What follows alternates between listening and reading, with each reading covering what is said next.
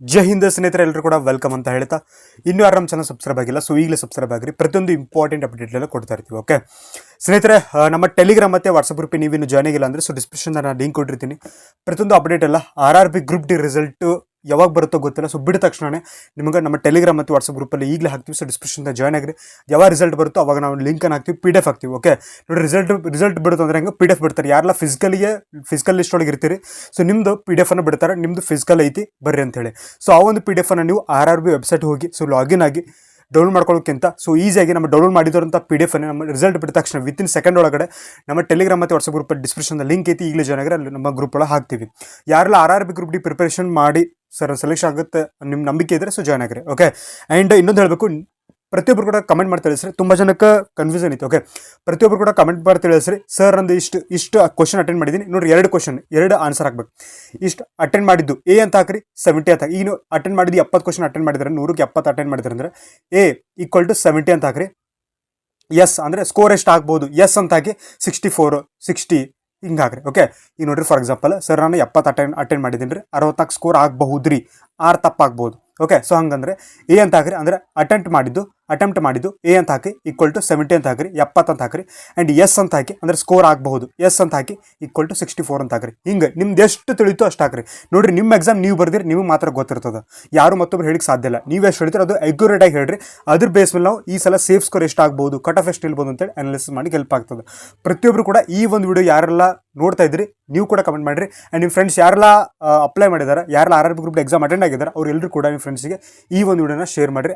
ಅತಿ ಶೀಘ್ರದಲ್ಲಿ ನಿಮಗೆ ಈ ಸಲ ಎಕ್ಸ್ಪೆಕ್ಟೆಡ್ ಕಟ್ ಆಫ್ ಎಷ್ಟು ಇಲ್ಬೋದು, ಎಕ್ಸ್ಪೆಕ್ಟೆಡ್ ಸೇಫ್ ಸ್ಕೋರ್ ಎಷ್ಟು ಸ್ಕೋರ್ ಮಾಡಿದರೆ ನಾವು ಬೆಂಗಳೂರು ಝೋನ್ ಅಥವಾ ಬೇರೆ ಝೋನ್ಸಿಗೆ ನೀವೆಲ್ಲ ಸೆಲೆಕ್ಷನ್ ಆಗ್ಬೋದು ಅಂತೇಳಿ ಡೀಟೇಲಾಗಿ ವಿಡಿಯೋ ಮಾಡಿ ಹಾಕ್ತೀನಿ. ಓಕೆ ನೋಡಿರಿ, ಆ್ಯಕ್ಚುಲಿ ಏನು ಗೊತ್ತಾ, ನಾರ್ಮಲೈಸೇಷನ್ ಅನ್ನೋದು ಪ್ರತಿ ಎಕ್ಸಾಂಪಲ್ಲೂ ನಾವು ಫಾಲೋ ಮಾಡ್ಕೊಂಡು ಬಂದಿದ್ದೀವಿ. ಸೆಂಟ್ರಲ್ ಗೌರ್ಮೆಂಟ್ ಎಕ್ಸಾಮ್ಸ್, ಸೊ ಸ್ಟೇಟಲ್ಲಿ ಸೊ ಅದು ಜಾಸ್ತಿ ಅದು ಪ್ರಿಫರೆನ್ಸ್ ಕೊಡಲ್ಲ. ಬಟ್ ಸೆಂಟ್ರಲ್ ಒಳಗಡೆ ಪ್ರತಿಯೊಂದು ಎಕ್ಸಾಮಲ್ಲೂ ನಾವು ಒಂದು ವಿಶೇಷವಾದಂಥ ಕಾಳಜಿಯನ್ನು ವಹಿಸ್ಕೊತ ಬಂದಿದ್ದೀವಿ. ನೋಡ್ರಿ, SSC GD ಬರೀತೀರಿ, ಅದಕ್ಕೂ ನಾರ್ಮಲೈಸೇಷನ್ ಆ್ಯಡ್ ಆಗ್ತವೆ. SSC CHSL ಬರೀತಾರೆ, ಅದಕ್ಕೂ ನಾರ್ಮಲೈಸೇಷನ್ ಆ್ಯಡ್ ಆಗ್ತವೆ. NTPC ಬರೀತಾರೆ, ಅದಕ್ಕೂ ಆ್ಯಡ್ ಆಗ್ತವೆ. ಸೊ ಹಾಗಾಗಿ ಗ್ರೂಪ್ ಡಿ ಕೂಡ ಆ್ಯಡ್ ಆಗ್ತವೆ. ಸ್ನೇಹಿತರೆ, ಗ್ರೂಪ್ ಡಿ ಒಂದು ಪರೀಕ್ಷೆ ಅಲಗ್ ಅಂದರೆ ಅದೊಂದು ಸಪ್ರೇಟ್ ಆದಂಥದ್ದು ಐತಿ. ಯಾಕಂದರೆ ನೋಡಿರಿ, NTPC ಎಲ್ಲರೂ ಬರೋಕ್ಕಾಗಲ್ಲ, ಗ್ರ್ಯಾಜುಯೇಷನ್ ಎಲ್ಲರೂ ಬರೋಕ್ಕಾಗಲ್ಲ. ಈಗ ನೋಡಿರಿ, NTPC 12th ಮಿನಿಮಮ್ 12th ಆಗಿರ್ಬೇಕು. ಸೊ 10th ಆದರೂ ಬರೋಕ್ಕಾಗಲ್ಲ, 12th ಯಾರ್ದಾಗಿಲ್ಲ ಅವ್ರು ಬರೋಕ್ಕಾಗಲ್ಲ. ಸೊ ಗ್ರೂಪ್ ಡಿ ಯಾರು ಜಸ್ಟ್ 10th ಪಾಸ್ ಆಗಿದ್ದರು every one can apply. UPSC ಹೋದ್ರು ಕೂಡ ಅಪ್ಲೈ ಮಾಡ್ತಾರೆ, CGL ಹೋದ್ರು ಕೂಡ ಅಪ್ಲೈ ಮಾಡ್ತಾರೆ, ಬ್ಯಾಂಕಿಂಗ್ ಹೋದ್ರು ಕೂಡ ಅಪ್ಲೈ ಮಾಡ್ತಾರೆ, ರೈಲ್ವೆ ಹೋದ್ರು ಕೂಡ ಅಪ್ಲೈ ಮಾಡಿ ಎಕ್ಸಾಮ್ ಅಟೆಂಡ್ ಆಗ್ತಾರೆ.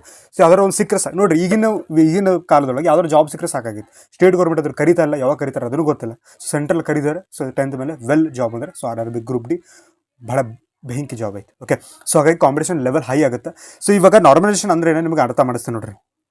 ಈಗ ನೋಡ್ರಿ, ನೀವು ಮತ್ತು ನಿಮ್ಮ ಫ್ರೆಂಡ್ಸ್, ಓಕೆ ನೀವು ಮತ್ತು ನಿಮ್ಮ ಫ್ರೆಂಡ್ ಒಬ್ಬ ಓಕೆ ಬಿಡ್ರಿ, ನೀವು ಮತ್ತು ನಿಮ್ಮ ಹುಡುಗಿ, ಓಕೆ ಹಿಂಗಾರ ಪಟ್ನ ಹತ್ತೆಲ್ಲ ಹೋಗುತ್ತೆ ನಮಗೆ. ಓಕೆ ಸೊ ಇರಲಿ, ನೀವು ಮತ್ತು ನಿಮ್ಮ ಹುಡುಗಿ ಅಂತ ಅನ್ಕೋರಿ. ಸೊ ಆಕಿ ಎಷ್ಟು ಅಟೆಂಡ್ ಮಾಡಿದಾಳೆ, ಆಕಿ ಫೆಬ್ರವರಿ 10ನೇ ತಾರೀಕು ಎಕ್ಸಾಮ್ ಓದೋ. ಓಕೆ ಫೆಬ್ರವರಿ 10ನೇ ತಾರೀಕು ಅಂತ ಇಟ್ಕೊಡಿ, ಲಾಸ್ಟ್ ಎಕ್ಸಾಂಪಲ್ ಯಾವ ಓದೋವು ಫೆಬ್ರವರಿ 10 ಅನ್ಕೋತೀನಿ. ಓಕೆ ಸೊ ಫೆಬ್ರವರಿ 5ನೇ ತಾರೀಕು ಅಂತ ಅನ್ಕೋರಿ. 5ನೇ ತಾರೀಕು ಆಕಿ ಫಸ್ಟ್ ಶಿಫ್ಟ್ ಎಕ್ಸಾಮ್ ಬರ್ದಾಳ. ಓಕೆ 100ಕ್ಕೆ 80 ಅಟೆಂಡ್ ಮಾಡ್ಯಾಳ. ಓಕೆ ಸೊ ಅದ್ರಾಗ ಒಂದು ಕ್ವಶನ್ ಐತಿ, ಏನಂದ್ರೆ ಭಾರತದ ಪ್ರಥಮ ಸ್ವತಂತ್ರ ಸಂಗ್ರಾಮ ಯಾವಾಗ ಆಯಿತು. ಫಾರ್ ಎಕ್ಸಾಂಪಲ್ ಹೋಗ್ಬಿಡ್ರಿ, ಬಂಗಾಳ ವಿಭಜನೆ ಯಾವಾಗ ಆಯಿತು ಪ್ರಶ್ನೆ ಐತದ ಅನ್ಕೋರಿ GK ಒಳಗೆ. ಸೊ GK ಜಾಸ್ತಿ ಕೇಳಿಲ್ಲ, ಕರೆಂಟ್ ಅಫೇರ್ಸ್ ಕೇಳಿದಾರೆ ಅಂದರು. ಎಕ್ಸಾಂಪಲ್ 1905 ಇದು ಆನ್ಸರ್ ಐತಿ. Correct answer 1905. Option A 1905, option B 1904, ಹಿಂಗೇನೋ ಸಮಥಿಂಗ್ 3 ಅನ್ಕೋರಿ. ಆಕೆ ಏನು ಮಾಡ್ಯಾಳ, ಆ ಒಂದು ಕ್ವಶನ್ ತಪ್ಪು ಹಾಕ್ಯಾಳ ಆನ್ಸರ್. ಸೊ ಆಕೆ ಅಷ್ಟೇ ಅಲ್ಲ, ಜಾಸ್ತಿ ಜನ, ಎಷ್ಟು 100 ಜನ ಅಟೆಂಡ್ ಆಗ್ಯಾರ ಅಂದ್ರೆ ಆಲ್ ಇಂಡಿಯಾ. ಓಕೆ ಬರೀ ಕರ್ನಾಟಕ ಅಲ್ಲ, ಬರೀ ನಮ್ಮ ಝೋನ್ಸ್ ಅಲ್ಲ. ಸೊ ಆಲ್ ಇಂಡಿಯಾ ಒಳಗಡೆ ಎಷ್ಟು ಜನ ಅದನ್ನು ಅಟೆಂಡ್ ಆಗಿರ್ತಾರೋ, ಎಷ್ಟು ಜನ ಅದನ್ನು ತಪ್ಪು ಹಾಕಿರ್ತಾರೆ, ಅವರಿಗೆ ಅದು ನಾರ್ಮಲೈಸೇಷನ್ ಆಗಿ ಕನ್ವರ್ಟ್ ಆಗ್ತದೆ, ಅಂದರೆ ಗ್ರೇಸ್ ಮಾಸ್ ಆಗಿ ಕನ್ವರ್ಟ್ ಆಗ್ತದೆ. ಸೊ ನಾವು ಕನ್ನಡದಲ್ಲಿ ಗ್ರೇಸ್ ಅಂತ ಹೇಳಿದ್ವಿ. ಸೊ ಇಂಗ್ಲೀಷಲ್ಲಿ ನಾರ್ಮಲೈಸೇಷನ್ ರೂಲ್ ಪ್ರಕಾರ ನಾವು ನಾರ್ಮಲೈಸೇಷನ್ ಅಂತ ಕರಿಬೇಕು. ಜಾಸ್ತಿ 100ಕ್ಕೆ 60 ಜನ ಏನಾದರೂ ಅದು ತಪ್ಪು ಮಾಡಿದರೆ ಸೊ ಅದು ನಾರ್ಮಲೈಸೇಷನ್ಗೆ ಕನ್ವರ್ಟ್ ಆಗುತ್ತೆ. ಯಾರೆಲ್ಲ ಅಟೆಂಡ್ ಮಾಡಿದ್ದಾರೆ, ಯಾರೆಲ್ಲ ಸ್ಕಿಪ್ ಮಾಡಿದಾರೆ, ಆ ಕ್ವಶನ್ ಬಿಟ್ಟಾರೆ ಅವ್ರಿಗೆ ಮಾರ್ಕ್ಸ್ ಸಿಗಲ್ಲ. ಯಾರೆಲ್ಲ ಕ್ವಶನ್ ಅಟೆಂಡ್ ಮಾಡಿದ್ದಾರೆ ತಪ್ಪಾಗೈತಿ ಅವ್ರಿಗೆ ಮಾತ್ರ ಗ್ರೇಸ್ ಮಾರ್ಕ್ಸ್ ಸಿಗ್ತದೆ, 1 ಮಾರ್ಕ್ಸ್ ಸಿಗ್ತದೆ. ಓಕೆ ಸೊ ಇದು ಈಗ ಆ ಒಂದು ಕ್ವಶನ್ ಏನಾದರೂ 50% ಜನ ಅಟೆಂಡ್ ಮಾಡಿದ್ರೆ 50% ಜನ ತಪ್ಪು ಹಾಕಿದಾರೆ ಅಂತಂದರೆ ಸೊ ಅದು ಗ್ರೇಸ್ ಮಾರ್ಕ್ಸ್ ಕನ್ಸಿಡರ್ ಆಗಲ್ಲ, ನಾರ್ಮಲೈಸೇಷನ್ ಕನ್ಸಿಡರ್ ಆಗಲ್ಲ. ಸೊ ಇದು ಯಾವ ಬೇಸ್ ಮೇಲೆ ಆಗುತ್ತಂದ್ರೆ ನಿಮ್ಮ ಕ್ವಶನ್ ಪೇಪರ್ ಯಾವ ರೀತಿ ಇತ್ತು, ನಿಮಗೆ ಆ ಶಿಫ್ಟ್ ಒಳಗಡೆ ಕ್ವಶನ್ಸ್ ಯಾವ ರೀತಿ ಬಂದಿದ್ದು ಅಂತ ಅದು ಬೇಸ್ ಆಗಿರ್ತದೆ. ಓಕೆ ನೋಡ್ರಿ, ಇವಾಗ ನಿಮ್ಮ ಎಕ್ಸಾಮ್ಸ್ ನಿಮ್ಮ ಶಿಫ್ಟ್ ಏನಾದರೂ ಮಾಡ್ರೇಟ್ ಇತ್ತು ಅಂದರೆ ನಿಮ್ಮ ಶಿಫ್ಟ್ ಏನಾದರೂ ಈ ಕಡೆ ಟಫು ಅಲ್ಲ ಈ ಕಡೆ ಹಾರ್ಡು ಅಲ್ಲ ಅಂತ ಇದ್ರೆ ಈಸಿ, ಈ ಕಡೆ ಈಸಿ ಅಲ್ಲ ಈ ಕಡೆ ಹಾರ್ಡು ಅಲ್ಲ ಮಿಡಲ್ ಇತ್ತು ಅಂದರೆ ಸೊ ಒಂದು ಲೆವೆಲಿಗೆ ಕ್ವಶನ್ ಇತ್ತು ಸರ್ ಅಂತಂದರೆ ನಿಮಗೆ 1 ರಿಂದ 6 ಮಾರ್ಕ್ಸ್ ಆ್ಯಡ್ ಆಗ್ತವೆ, ಮಿನಿಮಮ್ ಒಂದಾದರೂ ಆ್ಯಡ್ ಆಗೇ ಆಗ್ತದೆ ಮಾಡ್ರೇಟ್ ಶಿಫ್ಟ್ ಇದ್ರೆ. ಓಕೆ, ನೆಕ್ಸ್ಟ್ ಮಾಡ್ರೇಟಿಂದ ಹಾರ್ಡ್ ಲೆವೆಲ್ ಇತ್ತು, ಈ ಕಡೆ ಈಸಿ ಬಿಡ್ರಿ, ಈಸಿ ಹೋಯ್ತು, ಮಿಡಲ್. ಓಕೆ, 3 ಟೈಪ್ ಅದಾವೆ, ಒಂದು ಈಸಿ, ಒಂದು ಮಾಡ್ರೇಟ್, ಇನ್ನೊಂದು ಹಾರ್ಡ್. ಓಕೆ, ಹಾರ್ಡ್ ಅಂದರೆ ಫುಲ್ ಹಾರ್ಡ್, ಈಸಿ ಅಂದರೆ ಫುಲ್ ಈಸಿ, ಮಾಡ್ರೇಟ್ ಅಂದರೆ ಎರಡೂ ಅಲ್ಲ. ಓಕೆ, ಸೊ ಇವಾಗ ಮಾಡ್ರೇಟಿಂದ ಹಾರ್ಡ್ ಈ ಎರಡು ಮಧ್ಯದೊಳಗೆ ನಿಮ್ದು ಏನಾದರೂ ಕ್ವಶನ್ ಬರೀದ್ರೆ ಸೊ ನಿಮಗೆ 5 ರಿಂದ 9 ಮಾರ್ಕ್ಸ್ ಬರ್ತವೆ normal extra marks. Okay, so ನಿಮ್ದೆಲ್ಲ ಕಟ್ಟಾಗಿ ಆ್ಯಡ್ ಆಗಿ ಸೊ ಎಲ್ಲ ಆದಮೇಲೆ ಲಾಸ್ಟಿಗೆ 5 ರಿಂದ 9 ಮಾರ್ಕ್ಸ್ ಆ್ಯಡ್ ಮಾಡ್ತಾರೆ.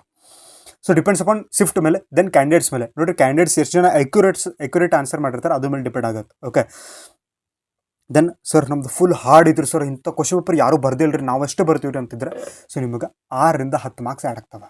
ಈಗ ಫಾರ್ ಎಕ್ಸಾಂಪಲ್ ನೀವೇನಾದರೂ 73 ಸ್ಕೋರ್ ಮಾಡಿದರೆ, ನಾರ್ಮಲಾಗಿ 73 ನಿಮ್ಮ ಸ್ಕೋರ್ ಆದರೆ 10 ಮಾರ್ಕ್ಸ್ ಆ್ಯಡ್ ಆದರೆ 83 ಸ್ಕೋರ್ ಆಯಿತು, ನಿಮ್ಮದು ಸೆಲೆಕ್ಷನ್ 100% ಆಗ್ತದೆ. ಓಕೆ, ಸೊ ಇಷ್ಟು ನೋಡಿರಿ moderate 1 to 6 marks, moderate to hard ಅಂದರೆ 5 to 9 ಮಾರ್ಕ್ಸ್, ಹಾರ್ಡ್ ಇದ್ದರೆ ಸೊ 10 ರಿಂದ 12 ಮಾರ್ಕ್ಸ್ ಆ್ಯಡ್ ಆಗ್ತವೆ. 10 ರಿಂದ 12 ತನಕ ಹೋಗುತ್ತೆ. ಸರ್ ನಮ್ದು ಈಸಿ ಇತ್ತು ರೀ ಸರ್, ಫುಲ್ ಈಸಿ ಇತ್ತು ರೀ ಸರ್, ಏನು ಈ ಸಲ ಫುಲ್ ಔಟ್ ಆಫ್ ಔಟ್ ಮಾಡ್ತೀನಿ ರೀ ಸರ್, ಈಸಿ ಕ್ವಶನ್ ಇದ್ರೆ ಸೊ ನೋಡಿರಿ ಕೆಲವೊಂದು ಸಮಯದಲ್ಲಿ ಮಾತ್ರ ಅದನ್ನು ರಿಡ್ಯೂಸ್ ಕೂಡ ಮಾಡ್ತಾರೆ ನಿಮ್ಮ ಸ್ಕೋರ್. ಈಗ ನಿಮ್ದು 73 ಆಗಿದ್ರೆ 1 ಅಥವಾ 2 ಮಾರ್ಕ್ಸ್ ಕಡಿತಾರೆ, ಅಂದರೆ ಕಟ್ ಮಾಡ್ತಾರೆ. ಕೆಲವೊಂದು ಟೈಮ್ ಭಾಳ ರೇರ್. ಓಕೆ, ತುಂಬ ಕಡಿಮೆ ಹಂಗೆ ತೆಗಿಯೋದು, ಬಟ್ ಹಂಗೇನು ತೆಗಿಯಲ್ಲ, ಇದ್ದಿದ್ದು ಮಾರ್ಕ್ಸೇ ಕೊಡ್ತಾರೆ.